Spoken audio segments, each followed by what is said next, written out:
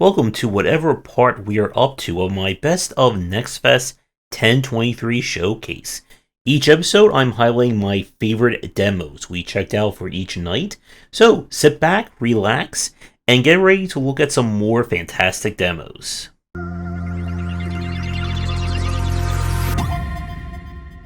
We are starting things off with Cobalt Core. This is a deck building roguelike where we are stuck in a time loop in space, and it's up to our brave crew to pilot our way and figure out how to get out of it.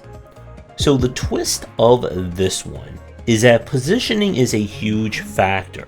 Some of your cards will give you the modifier or the stat evasion, which will allow you to move your ship either left or right per each point. This is very important because every ship in the game will shoot and have different sources of defense and weaknesses based on certain segments of it. So part of the challenge of this one is not only being able to get in and get a shot off, but also moving out of the way or mitigating as much of the damage you're going to take for each turn. Unlike some of the other deck builders we've played, your shields do stay active. They do not go away unless we're talking about temporary shields. Cards can be upgraded, and they'll each have usually two choices. One that may reduce the cost, and one that may increase the utility. There are different artifacts that provide unique effects, and from what they're talking about on the store page, I believe you'll be able to eventually choose different crew members, each coming with different cards, different buffs, and so on and so forth. I really enjoyed this one. It does a great job of allowing to build very different decks and styles, as well as again rewarding movement and positioning above all else. I like how some of the enemy's ships and even your ship can get the stats ammo that causes certain segments to take more damage to provide an incentive to hit that spot or keep it out of harm's way. And if you are looking for a very solid deck building roguelike and one that takes us into space instead of fantasy, I highly recommend checking this one out. We now have Chronicles of the Wolf. The game from this developer, their last one, was a loving homage to Castlevania, and it's only fitting that their next game is an homage to Symphony of the Night, complete with the original voice actor who did Alucard taking up the role of our hero in this one. Evil has taken over the land, and we are going to Metroidvania our way across it to stop it. So the gameplay itself should again be very familiar to anyone who has played a Metroidvania, Castlevania, Igavania, any other Vanias that you can imagine. I really was enjoying this one. It follows through in kind of the, Simon's Quest, you are exploring the countryside, finding power-ups and upgrades and stuff like that, but certainly not as maze-like as that one. You'll be able to attack, equip, and buy different weapons, gain spells, upgrades. I do not know if you're going to get a double jump in this one, but I'm sure that will come up at some point. The main issue that I had with the demo of this one is on the technical side. The game took an unusual amount of time to load the menus and map compared to some of the other games that we've played, and that can come back to bite a game like this when exploration is such a big thing. It can be a little awkward to hit some of the enemies as well once you get access to some of the better weapons, and more specifically weapons that have longer reaches. That problem will go away, but it can prove to be a little bit frustrating during some of the earlier boss fights. Nevertheless, this is looking like a very solid and again love letter to the Metroidvania genre. So if you need your Metroidvania fix and looking for lots of wall meets and secrets, then I highly recommend at least giving this one a check. We now have Skybreakers. This is a Bullet Heaven meets Dynasty Warriors meets Brotato style game. We play as various characters who are fighting waves and waves of military units, demons, monsters, and more, and we're going to use incredibly elaborate and oversized weapons and techniques in order to do it. So, you'll choose from different characters. Each one has a different starting weapon, different passives, abilities, etc. And you'll must survive wave after wave. Every time you level up, you'll be able to make a choice as well as use special currency to upgrade your weapon, unlock different perks, and so on. Instead of having items that you pick up, when you go to the shop, you can choose to buy kind of these different elements. And similar to some of the other Bullet Heavens we've played lately, there is a combo system where if you buy enough of the same kind, it will activate a special perk and stuff like that. Now, the combat in this one is very floaty. This is one of those games where you hit the attack button, your character kind of like launches across the screen. And at some point, I just held down attack button and let them just go hammer time on everything that is around. But this game is looking like there's going to be a lot to this one, and especially being more over the top compared to some of the recent examples we've played, it did start to feel a little bit repetitive for me. It doesn't quite have that same level of the kind of synergy elements of Rotado, but this one is looking like it's trying to shoot, like kind of throw everything against the wall and see what sticks. And there could be something here for Bullet Heaven fans looking for a little bit more, I guess, chaos in their Bullet Heavens. Now up is Waxheart. This is a 3D platformer / horror game. When some strange calamity seems to have destroyed a town and is now filled with lots of kind of inky slime monsters, we play as a candle child?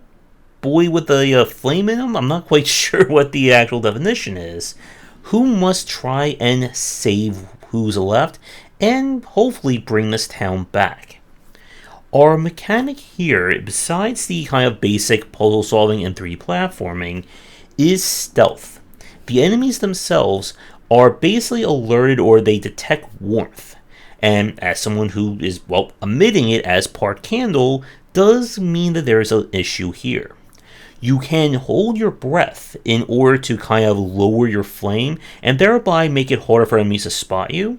But the challenge is going to be maneuvering around, solving puzzles, collecting additional kind of flames and spirits, which will be kind of a MacGuffin element. Now, the basics here are okay, but the reliance on stealth does make things a little bit annoying and a little bit more like trial and error than I would have liked. The area where I kind of stopped playing was inside this massive library with a lot of blind corners where enemy detectors are set up just outside the camera range, so you'll go around the corner and immediately get spotted. Now, to the game's credit, being spotted is not an instant game over. It is possible to outmaneuver and get away from enemies and then let them kind of reset their pattern. But it did feel like it was starting to wear a little thin by the time we got to the end. And we really didn't get to see like if there's any other mechanics or systems to this game other than stealth and platforming. But it does have an interesting look and aesthetic to it, and if you're in the mood for some jumping and frights, then you should at least give this one a check. We now have Europa. This is a gorgeous looking open world platformer. The style reminds me a lot of Studio Ghibli and Ni no Kuni. We play as an android on the formerly colonized moon of Europa, and we are trying to explore and make sense of our, I think, grandfather's last wish. This game is a very somber one, as you'll find pages and notes from him about his time on the planet and colonizing it. Movement is about using your kind of jet booster that's on your back in order to propel yourself in the air. You'll find various crystals that when you pick them up will give you more jump or let you boost even higher. There is a lot of open space to run, jump, and glide around, the pages that you'll find as well as other collectibles as well. This is a game that from our time spent, it does not look like it's going to be like a challenging or high stakes game. It's just about you kind of exploring this beautifully realized world and kind of taking in the sights and sounds and that story. So if you're looking for, again, like an open world, very movement, mechanically tech heavy game, Europa is not going to be it. But if you're looking for something that's very cozy, something that you can just kind of zen out to and run around and explore, then definitely check this one out. So if you do want something that's a lot movement and technically based, then I present to you Crabling. This is a platform where you play as a crab with a grappling or crabling hook who is trying to take revenge and is stuck on the moon, according to the store page. This is a rage-based game, again, similar style to that of Jump King, Getting Over It, and games like that. Your grappling hook, I think that's how we'll say it, will pull you kind of with some simulated physics in the direction that you're going. The longer you hold it, the more force you'll build up. And the challenge of the game is trying to figure out how to best move your character to swing and get into the range. However, if you bang your head against anything, your character loses complete control and then bounces around and most likely is going to fall down. You're going to lose lots of progress. So this is definitely not my kind of game. Again, I'm not a huge rage game kind of person, but if you are someone who has done all your pogo strucking, all your getting over it, and kings and jumps, and looking for another one to check out, then this one may be worth your crabbling time. I didn't plan to have two different crab-based games one after another, but here we are with Sandy's Great Escape. You play as Sandy the Crab, who is trying to, well, escape. But fortunately for them, they have the power of immortality. And whenever they die, their shell stays in place, which then can be used for future puzzle solving. Each level you are graded based on the number of steps that you've taken, and you get through a level with a gold rating, you will unlock a very important crab fact. You can also unlock additional skins and go for all the variety of levels and obstacles. This is definitely not looking like it's going to be a super difficult game, but it certainly has charm for fans of Sokoban. And there is a decent amount of variety with the different environmental hazards and challenges to boot. So if you're someone who likes moving boxes, and in this case crab shells around, then you should give this one a check. And now for Zombie Party. This is a kind of strategy zombie management game similar to Infectionator, where your mission is to take revenge on the heroes who imprisoned you by raising a zombie army and striking fear and chaos across America and quite possibly the world. The basics are kind of the same here. You'll use your accumulated resource to kind of spawn different zombie types. Each zombie type has different stats, speed, abilities, and so on. You'll gather resources that you can use to level them up, unlock additional powers, and so on, while getting closer to your goal of taking over the world. The game itself is definitely built a lot on the different persistent elements and progression, while the gameplay is on the basic side. Your only real control is activating your kind of zombie powers that you unlock, while they'll just move around on their own. It seemed like a decent enough game. I'm curious how they're going to add more depth and additional challenge to it, but if you're someone who's looking for kind of an anti-hero game and enjoy zombies, then this one may be at least worth a check for you. Now for something a little bit more adorable, we have Rolando Deluxe. This is a game that is kind of like a puzzle platformer with some elements of a Loco Roco. You control the variety of Rolandos, who when a situation happens in their kingdom, they're going to have to roll their way in order to solve the case. Each map has its own different objectives, different Rolandos you'll use, and you'll collect gems and other MacGuffins if you want to get like the highest score and see everything there is to the game. You're able to control them either one at a time or by groups by selecting them almost RTS style. As the game goes on, you'll find additional Rolandos who have their own unique properties and ways of getting around. The level variety is really quite well done, at least from what we played during this demo.